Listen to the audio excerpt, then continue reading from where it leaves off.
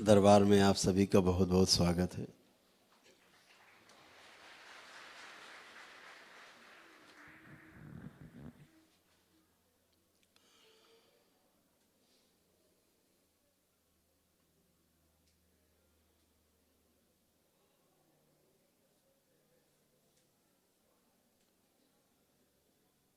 एक पड़ाव मंत्र दीक्षा का पार करके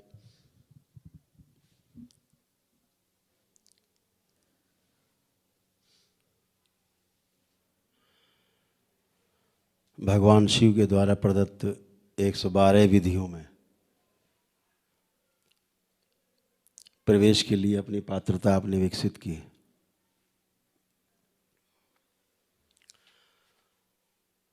आज वो जो पात्रता है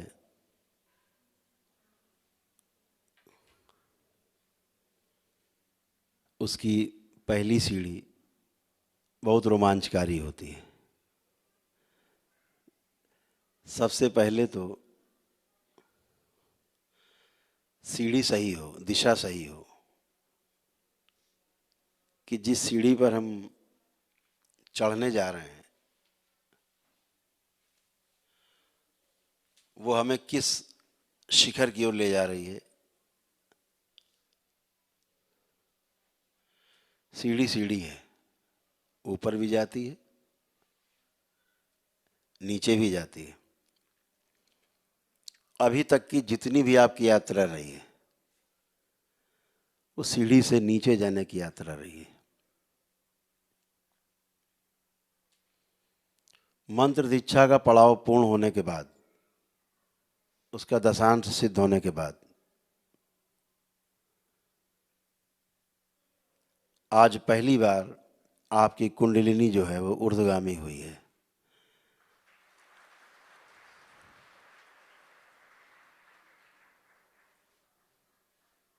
आज अधोगामी से ऊर्ध्वगामी हुए हैं, नीचे से आज ऊपर की यात्रा शुरू हुई है और होश पूर्वक शुरू होने जा रही है।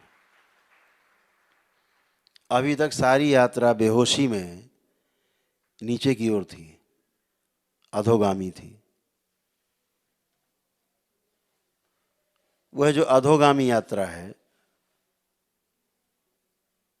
वो हमें तमाम प्रकार के दोषों से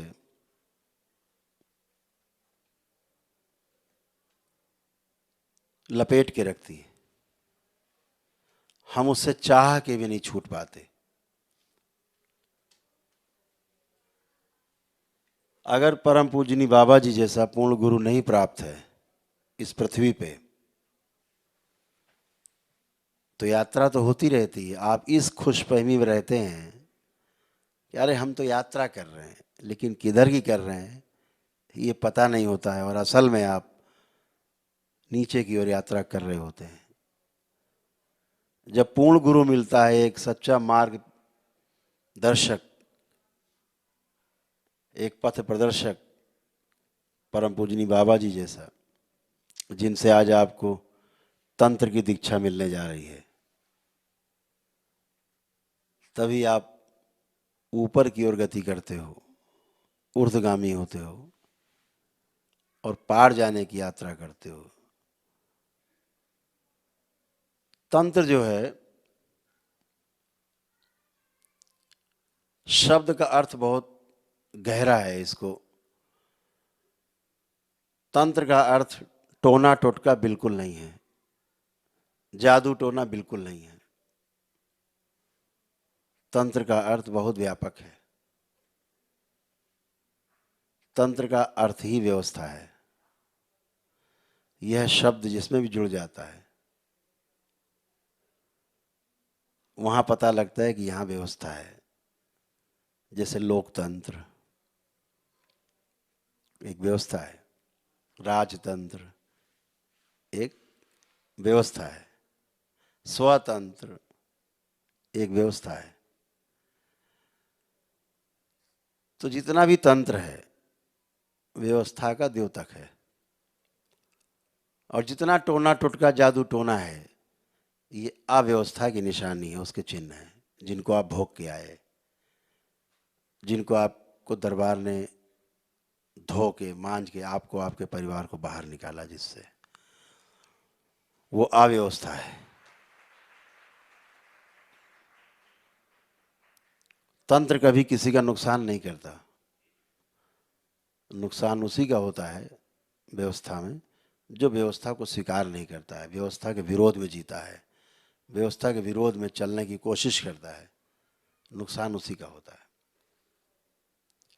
नदी की धारा में धारा के साथ बहने का जो मजा है वो तंत्र में जीने जैसा है, अपने को छोड़ दिया। इसीलिए नदी के धारा में धारा से विरोध रखता हुआ, धारा के विपरीत तैरता हुआ व्यक्ति डूब जाता है। बड़े बड़े तैराक डूब जाते हैं, लेकिन मुर्दा हमेशा देखना ऊपर तैरता है, विरोध नहीं करता। बड़े मजे से चला जा रहा होता बहता हुआ, कोई विरोध नहीं उसका। वो व्यवस्था में जी रहा है। मुर्दा व्यवस्था में है, इसलिए ऊपर है जल के। तैराक डूब जाता है क्योंकि व्यवस्था से लड़ता है, विरोध में होता है। तो तंत्र के व्यापक शब्द को अगर हम गहराई से अध्ययन करें तो दिखता है कि स्वीकार भाव जो है परम भाव है इसका। तंत्र ही प्रेम है। प्रेम इसका बाय प्रोडक्ट है तंत्र का। जब तंत्र में आप जीते हैं, आप जो भी कमाते हैं, कमा करके उसका भारत सरकार को टैक्स पे करते हैं, व्यवस्था में जीते हैं, सुखी रहते हैं, कोई कष्ट नहीं है आपको, कोई छू नहीं सकता। लेकिन जब चोरी चकारी करते हैं तो फिर अव्यवस्था है, फिर दंड मिलेगा। आप अव्यवस्था फैला रहे हैं तो उसका आपको भोग भी भोगना होगा। तो व्यवस्था के विरुद्ध जीना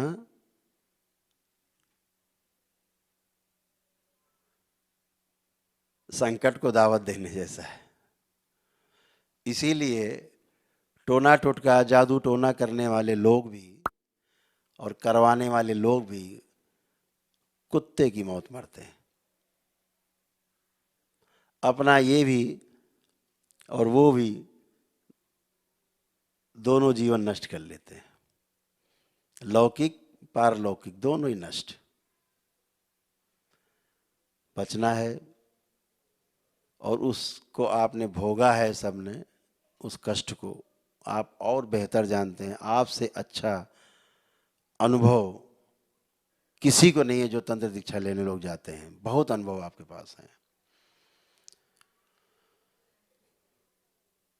तो ये जो व्यवस्था है ये प्रेम का ही दूसरा रूप है। प्रेम में सिर्फ समर्पण है,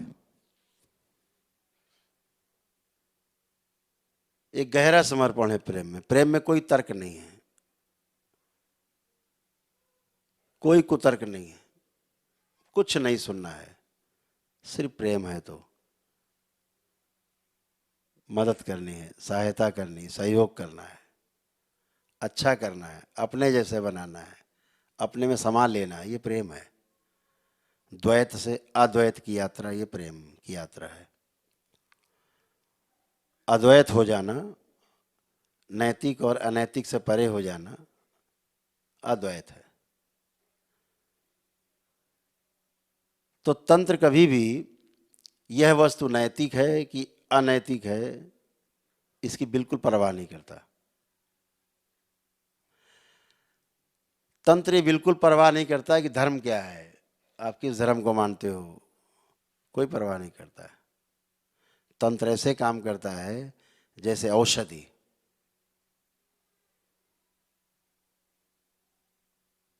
औषधि नहीं देखती कि आप हिंदू हैं कि मुसलमान हैं, कि आप सिख हैं कि पारसी हैं, कि जैन हैं कि ईसाई हैं। सिर्फ मानो है इतना देखती है।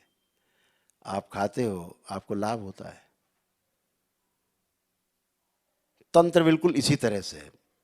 उसका कोई अर्थ नहीं कि आप हिंदू हैं कि मुसलमान हैं, कि किस जाति से हैं, किस धर्म से हैं, आप किसको मानते हैं किसको नहीं मानते, इससे कोई अर्थ नहीं इसका। तंत्र औषधि की तरह काम करता है। आप देखते हो आपके दरबार में लगभग सभी धर्म के लोग आते हैं।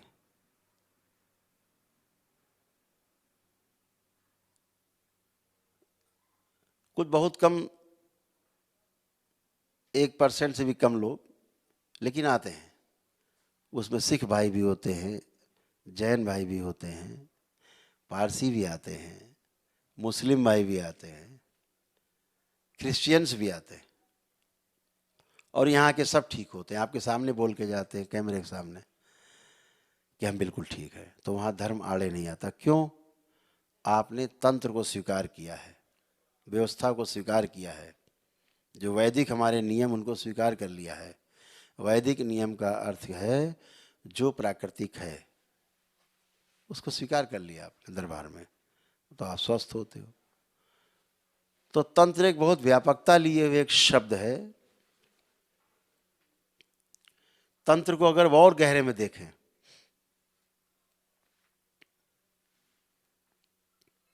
तो तंत्र सिर्फ ये परवाह करता है कि कैसे होगा, करना है, बस लक्ष्य प्राप्ति करनी है। कैसे भी हो आपको स्वस्थ करना है, अच्छा करना है, किसी भी तरह से हो।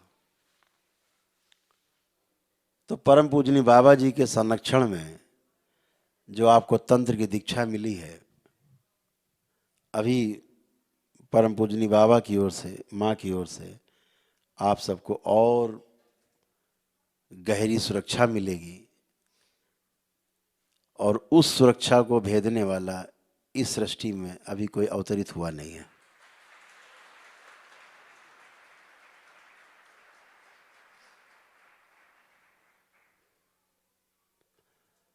बहुत ही अद्भुत है। अभी ये पहला चरण है तंत्र का, जिसके 21 सोपान हैं, 21 सीढ़ियां हैं। ये आपकी पहली सीढ़ी है तंत्र में प्रवेश करने की, और बड़ी अद्भुत है। इसी में आपको बहुत अद्भुत अद्भुत आपको अनुभव होंगे, बहुत अनुभव होंगे, जबरदस्त अनुभव होंगे। बहुत आनंद आने वाला है आपकी साधना में आपको।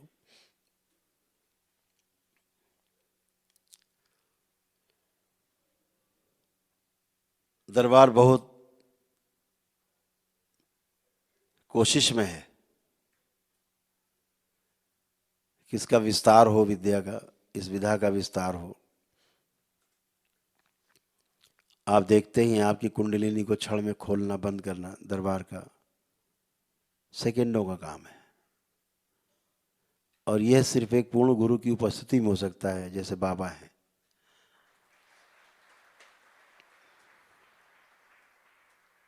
आपकी अरबों खरबों स्मृतियां जो हैं वो नष्ट की जाती हैं। अरबों खरबों आपके विचार जो गंदे नष्ट किए जाते हैं, एकदम शुद्ध और पवित्र किया जाता है आपको। और ये भी अद्भुत है इस दरबार की तंत्र दीक्षा कि आप अपने घर में, अपने परिवार में रह के, अपने परिवार से जुड़े रहकर, अपने अपने कर्तव्यों का पालन करते हुए इस दीक्षा के पश्चात अपना जप तप ध्यान साधना सब कुछ कर सकते हैं सुरक्षित रूप से।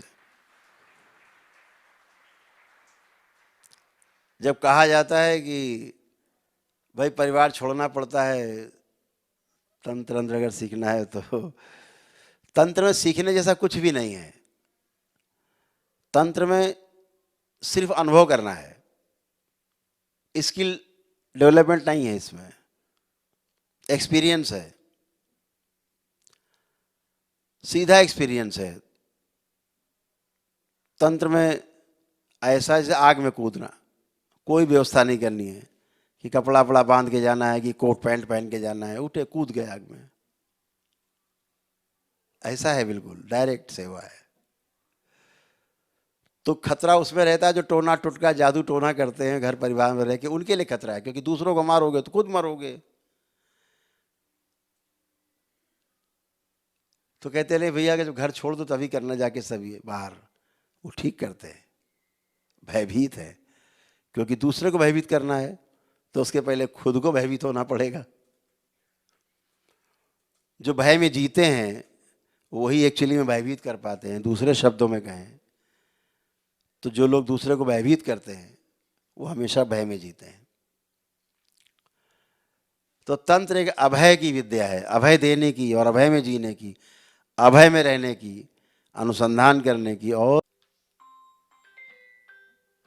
तो अब बात कर ली,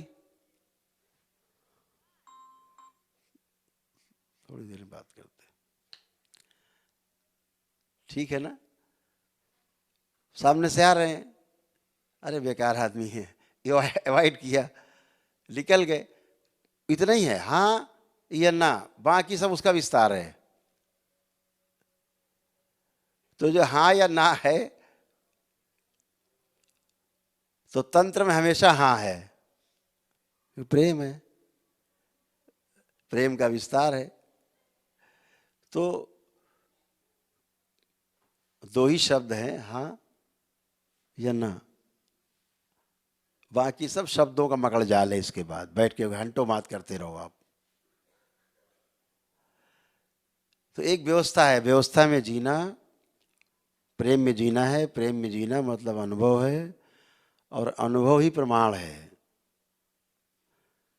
जैसे दरबार आपको, जब आप शुरू शुरू में जुड़े आप लोग, तो दरबार आपको एक प्रत्येक चीज का प्रमाण देता है, हर चीज का। बिना प्रमाण के दरबार बात ही नहीं करता। आप ये किया, आपको तुरंत प्रमाण मिला, हाँ हमने ये किया गुरुदेव, ये हमें लाभ हो गया।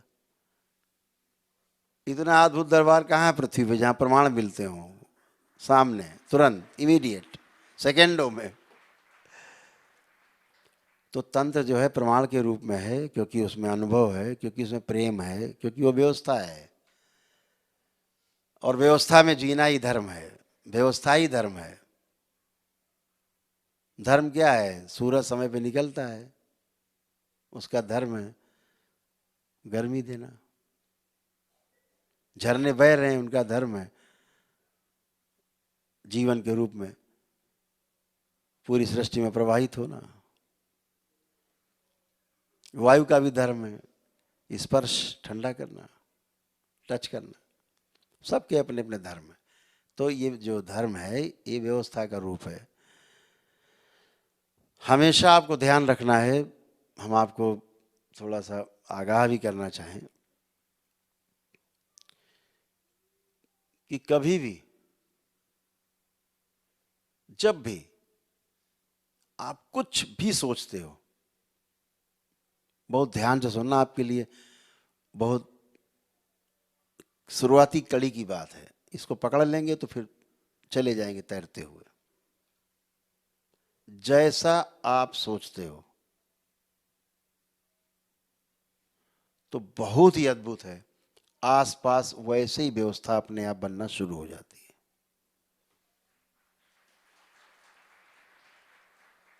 अगर आप मकान बनाने के बारे में सोचते हो तो मकान बनाने के बारे में सोचते सोचते व्यवस्था वैसे ही बनने लगती है। पहले ज़मीन खरीदना किसी तरह से, फिर किसी तरह से थोड़ा थोड़ा बनाते गए, बनाते गए, बनाते गए, फिर मकान बन गया, फिर लिप पुत गया, फिर घर में प्रवेश कर गए। तो चाहे आप सृजन की ओर जाएं, चाहे विध्वंस की ओर जाएं, इसमें सृष्टि आपको बिल्कुल रोकती नहीं। आप स्वतंत्र हैं। कि मनुष्य जो है एक ऐसा प्राणी है पृथ्वी पे जिसके पास कर्म की स्वतंत्रता है। कर्म की स्वतंत्रता केवल मनुष्य के पास है।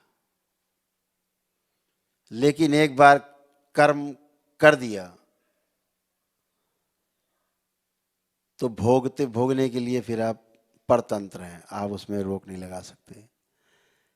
करने तक आपके पास, आपके हाथ में है, वहां तक, पहला कदम उठने तक, उठा दिया अब भोग तय हो गया।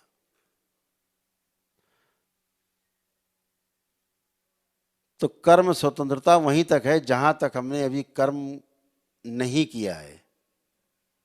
किया, भोग तय हो गया। तो मनसा वाचा कर्मणा, जो मैं बार बार कहता हूं, सबको आगाह करता हूं कि किसी के विरुद्ध सोचने से भी आपके भोग तय होते हैं। करना तो बहुत बाद में आता है। मनसा वाचा, मनसा मन में केवल सोचा, भोग तय हुआ। क्यों? जैसे ही आपने सोचा, शरीर के अंदर एक केमिकल रिएक्शन होता है। जैसे किसी के बारे में गलत सोचा, क्रोध आया अंदर, एक ग्लैंड्स खुलेगी, उससे रिलेटेड थोड़ा सा रस निकलेगा, खून मिल जाएगा, जहर है वो। अब लालच करते हैं, अहंकार करते हैं, ग्लैंड्स खुलती है, शरीर के अंदर ग्लैंड्स हैं, उससे कुछ रस निकलता है, उससे संबंधित टपकता है खून में, जहर, और आपकी लाल रक्त कणिकाओं को मारना शुरू करता है। चिंता करते हो तो भी यही होता है, कोई भाव लाते हो आप तो यही होता है। इसी प्रकार जब विश्वास करते हो आप, आस्था करते हो दरबार में किसी भी के प्रति, आपकी आस्था, आपका विश्वास, तो एक अनेक प्रकार की ग्रंथियां, उनमें से वो ग्लैंड्स खुलती हैं जो उससे रिलेटेड है उस भाव से, और वो टपकती हैं आपके खून में, मिलती हैं, तो आपको आनंद का अनुभव होता है। ध्यान में जाते हैं, मन से आमन की स्थिति में जाते हैं, तो एक विशेष ग्रंथि है वो खुलती है, और वो जब खून में मिलता है उसका रस, तो आनंद का अनुभव होता है। सुख, निरंतर सुख, शांति, संतोष और आनंद, ऐसा अनुभव होता है।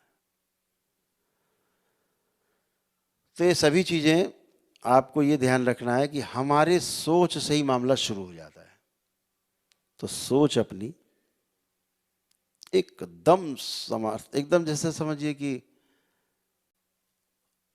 और दो चीजें बहुत खतरनाक हैं। एक क्रोध, जब शक्ति आती है तो क्रोध आपको विचलित कर सकता है, आपको नष्ट कर सकता है, ये ध्यान रखिएगा।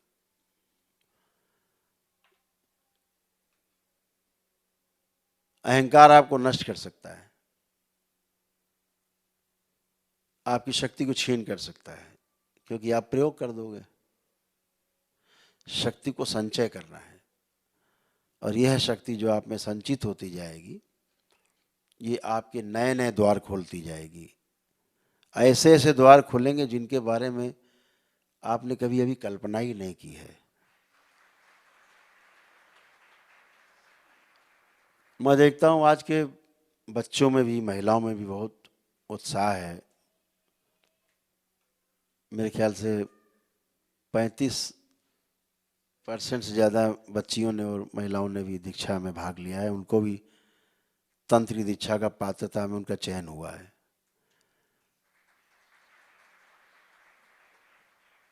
बहुत ही अद्भुत है। तंत्र की दीक्षा में ऐसा पहली बार हो रहा है कि जो महिलाएं, बच्चियां और नवयुवक बढ़ चढ़ के भाग ले रहे हैं।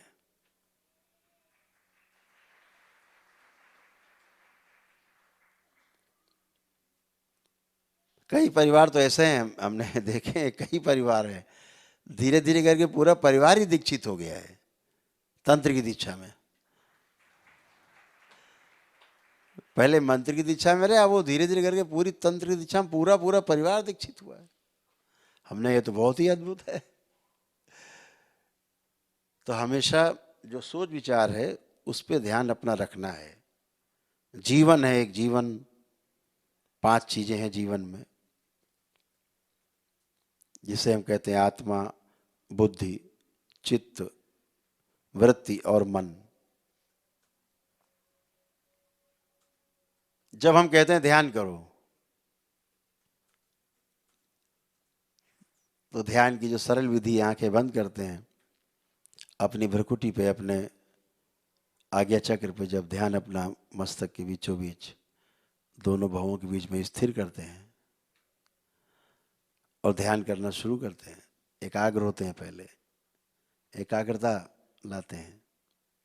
ध्यान तो घटना है, क्रिया नहीं है कि आप करोगे ध्यान हो जाएगा, ऐसा बिल्कुल नहीं है। ध्यान घटना है।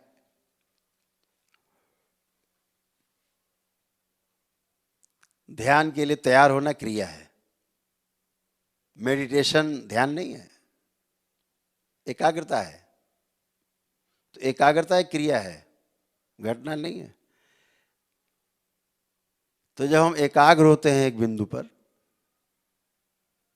वो क्रिया है, लेकिन ध्यान घटना है, घटित हो जाएगी। जैसे निद्रा, आप सोने का उपक्रम करते हैं, अपने बिस्तर पे जाते हैं, आप बिस्तर इस्तर लगाते हैं, तकिया किया रखते हैं, ठीक से चादर आदर ओढ़ते हैं, लेटते हैं, ये क्रिया है।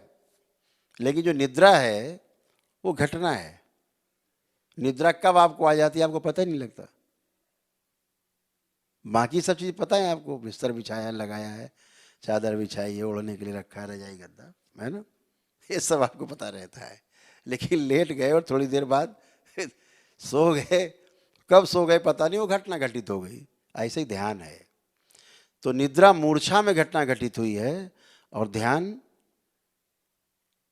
होश पूर्वक है, पूरा पूरा होश है, वो ध्यान है। तो हम एक सेंटर, एकदम केंद्र पे खड़े होते हैं, जब बिंदु पे ऐसे चढ़ते हैं, तो सतर्क नहीं रहे, बेहोशी में रहे तो निद्रा है, और ऐसे हैं अगर होश पूर्वक चले गए तो ध्यान है। ध्यान करते करते निद्रा में चले गए, बेहोशी, ध्यान करते करते कब चले गए, घटित हो गई घटना, वो ध्यान है, होश पूर्वक चले गए। सतर्कता की आवश्यकता उसी बिंदु पे केवल, बस इस यही बिंदु मुख्य है कि हम ध्यान में हैं, बैठे हैं। सतर्क है तो निद्रा से बचे रहेंगे, नहीं तो निद्रा में ले जाएगी। तो ध्यान जैसे नंदी, नंदी का गुण लाइए अपने में, इतनी धैर्यपूर्वक प्रतीक्षा में है शिव की, गुफा के बाहर बैठे, कब निकलेंगे मेरे प्रभु, धैर्य में, महीनों वर्षों सैकड़ों वर्ष नंदी ध्यान बैठे हैं। ऐसी प्रतीक्षा जब आपकी हो जाएगी, तो जो घटना घटी, बहुत अद्भुत घटना जो घटती है, उसका नाम ध्यान है।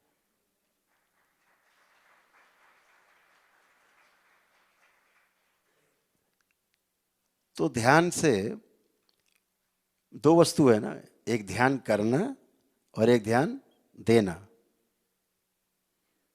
तो पहली जो क्रिया हो रही है वो ध्यान दे रहे हैं हम लोग,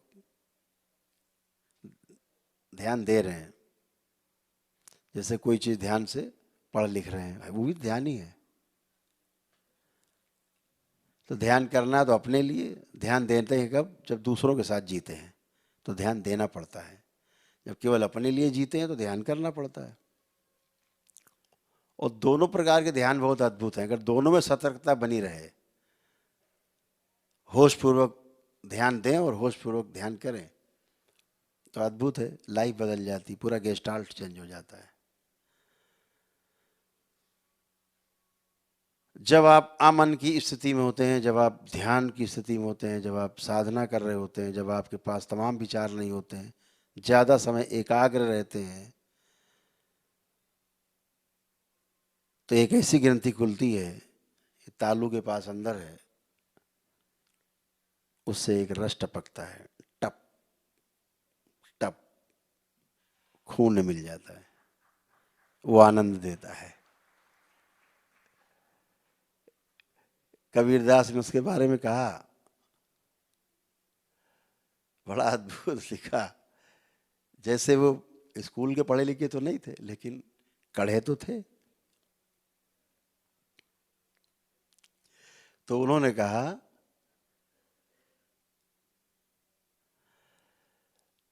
कि बरसे कंबल और भीगे पानी। अद्भुत कहा, बरसे कंबल भीगे पानी। तो वही अद्भुत है, वो तालू से टपकता है रस, जैसे पपीहा। जैसे वर्ष में एक बार एक नक्षत्र होता है,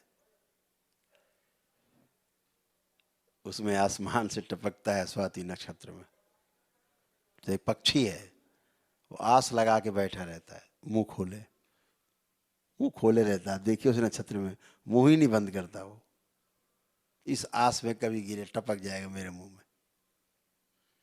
प्रतीक्षा, धैर्य पूर्वक प्रतीक्षा। तो धैर्य नहीं खोना है, व्यवस्था में धैर्य पूर्वक जीना है। और ये ध्यान रखिएगा, नंदी ऐसा धैर्य अगर आप में आ गया, उसका ही नहीं अपना भी हम नुकसान करते हैं। बताया ना मैंने आपको, जैसे भाव आप अंदर लाते हो वैसे ही रस टपकती है ग्लैंड से, ग्रंथियों से खून मिलता है। और जब अमन की स्थिति में जाते हो, ध्यान की स्थिति में चले जाते हो, तो फिर एक स्पेशल ग्रंथि खुलती है, टपकता है अंदर। तो ऐसा टपकन होती कि महीनों आपको भूख नहीं लगे, प्यास नहीं लगे, साधना में बैठे। ऐसे तो लोग करते साधना। शरीर भी आपका पुष्ट है, स्वस्थ है, सुंदर है, गुफाओं में बैठे हैं, वर्षों बैठे हैं, उसी के सहारे बैठे हैं। और कुछ वहाँ कौन सा चूल्हा जल रहा है, किचन चल रहा है वहाँ की, ये खाना है पीना है जंगल में कैलाश में। ध्यान ही तो है, आनंद ही तो है। तो सभी से यही मेरा आग्रह है कि जब भी अपनी साधना शुरू करें तो बाबा और माँ से हमेशा प्रार्थना करें कि हमको तमाम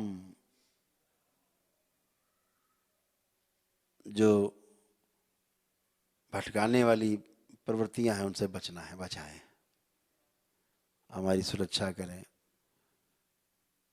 और हमें 84 लाख बंधनों के, 84 लाख योनियों का जो बंधन है उससे हमें बाहर निकालें, अद्वैत की ओर यात्रा कर सकें द्वैत से।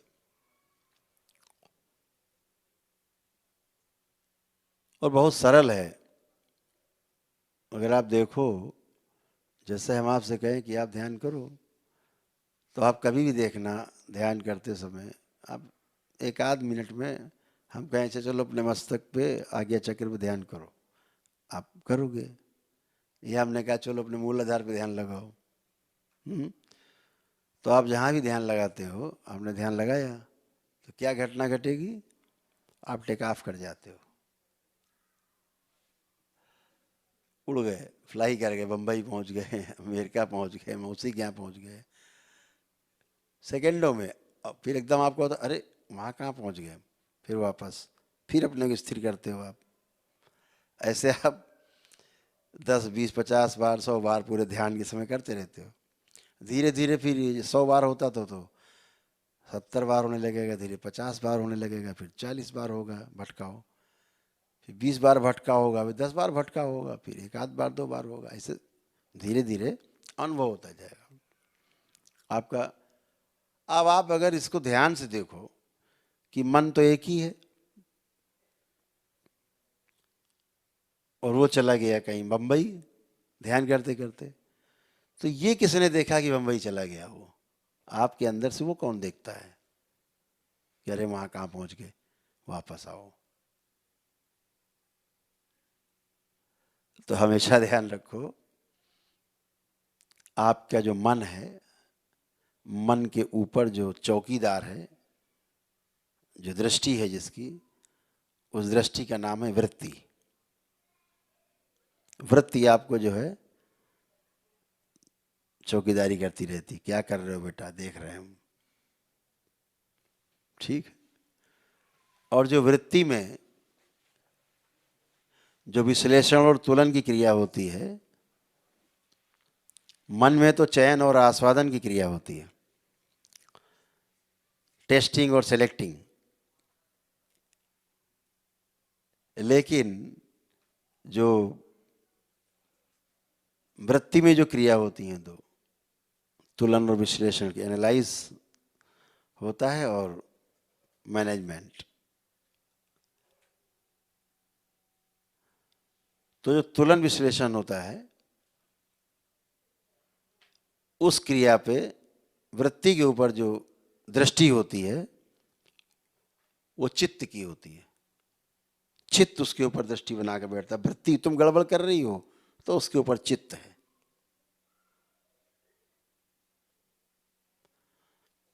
मन में दो, जैसे एटम होता है नहीं, तो अगर उसकी हम स्टैटिक्स पे बात करें या डायनेमिक उसे बात करें, तो मन में दो और वृत्ति में 8 हैं और चित्त में 16 हैं क्रियाएं। 16 है प्रत्यावर्तन और 16 है परावर्तन। ऐसे 32 जो है स्थिति और गति है, स्टैटिक्स और डायनेमिक।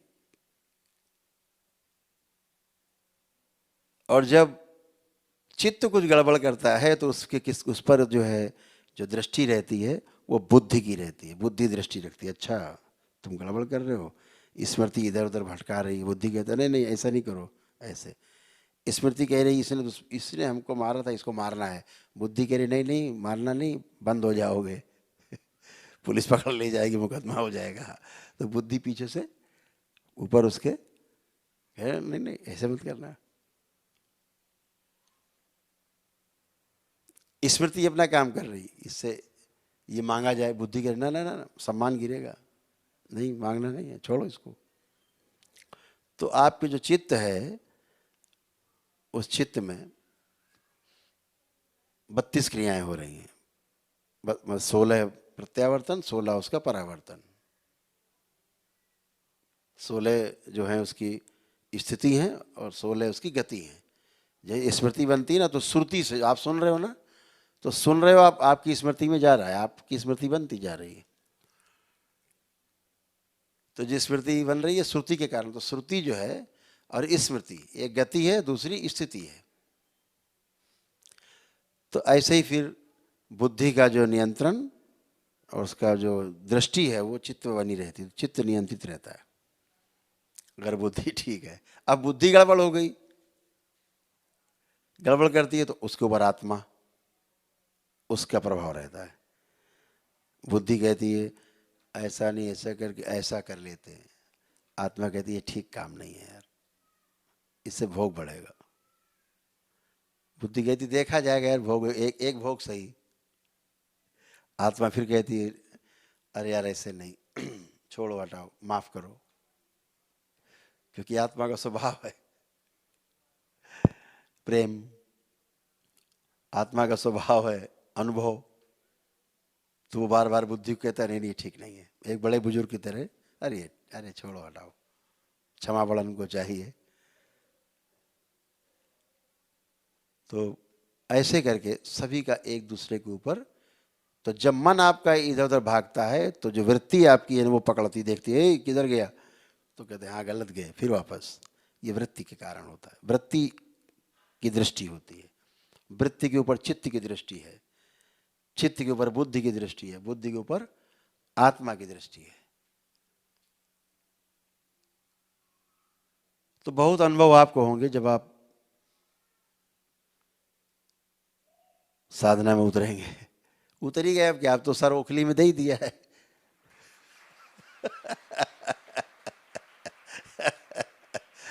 बहुत अद्भुत है। और कवच ऐसे लगे हुए ना कि शेर दिखे ना, शेर सामने लेते अरे यार शेर आ गया तो दिखेगा, तमाम चीजें दिखेगी। तो ऐसे लगे हैं कांच, दिख तो रहा है लेकिन शेर क्या, उसके पिताजी भी कांच को नहीं तोड़ सकते, पंजे मारेगा सब कर, आप बैठे हंसते रहो अंदर से, वो बाहर सर पटकता रहेगा, कुछ नहीं कर सकता। ऐसे इसे कवच कहते हैं। ऐसा कवच बाबा आपको अभी प्रदान करेंगे, आप सबको, सभी को आपको सुरक्षित